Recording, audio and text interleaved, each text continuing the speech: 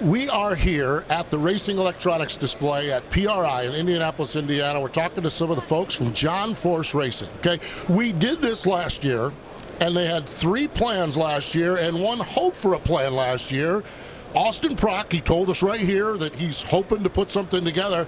Dude, put something together, 3rd in the final points. Congratulations. I guess it's worked out all right. Yeah, it definitely did. Definitely a lot more comfortable coming to the show this year, knowing we're going to be racing next year. But, yeah, what a way to end the season.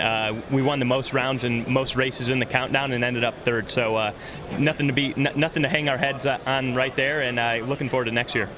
What's it like to get this opportunity, this solid opportunity, John Force Racing, and in a week in and week out, you're going to climb into a fast hot rod? It feels great. You know, there's no better place to race than John Force Racing. It's the Taj Mahal of drag racing. So really proud to be in the position I'm in, and I'm looking forward to next year. I think we're going to come out really strong. A couple changes on the team, but nothing that's going to hold us back. So really looking forward to 2023.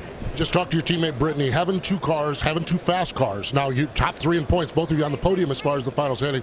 How does that benefit you guys and your team, especially as your team was getting up to speed early this year? It does. You know, all of our John Force Racing teams work together. You know, even the funny cars and dragsters share information, so that helps a lot, and that's one of the reasons our car was so strong at the end of the year. You know, we put all our brain trust, all our crew chiefs' minds together and came up with a solid game plan, and you saw how both of our dragsters performed, so I think you're going to see a lot of that next year.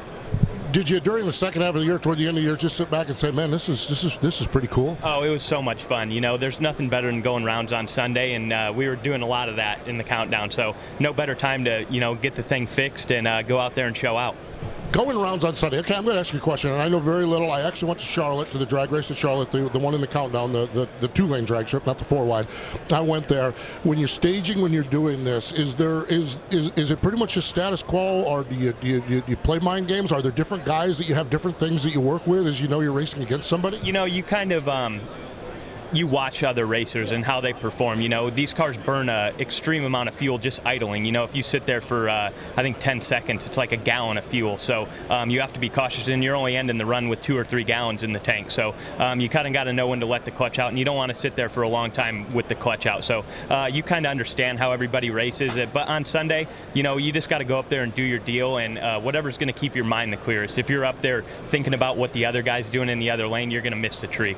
No doubt, I can imagine, because it's so precise, that's for sure. Finally, off-season, gearing up for next year, but you're going to get a chance to get away, to take a breather here after the show is over? We've got a ton of work, and we've already been hard at it. You know, all the guys are getting all their parts ready to go, and then that way we can get everything done on the race car and then work on, you know, smaller projects, things to just make our routine nicer or more smooth, get the trailers back up into shape. But I am going to get to go on vacation over Christmas with my family, Ron Tobler, and some of my other racing friends. So really looking forward to that. Get away, get a clear mind, and come out swinging next year. Finally, the season is a late start. I think it's March in Gainesville. How is that going to be different? It's just going to be painful sitting out of the race car an extra month, to be honest. But we're going to be testing at the end of February, so it'll be kind of similar to what we're used to. And we're going to test twice this year. So once in Las Vegas, I believe, and then once in Gainesville before the national event. So I'm really looking forward to that, and just can't wait to strap on this rocket again. Man, oh man, Austin, I am so happy. When we talked last year, I know there was hope. When we're talking this year, there's success and everything. Congratulations, and thanks for joining us here in the RE booth. Thank you. My smile's probably a little bigger this year. It really is, that's for sure. I love the hope that he had last year, but you're like, well, we'll see how this works out. Worked out really well for Austin Prock. Joining us here in Racing Electronics.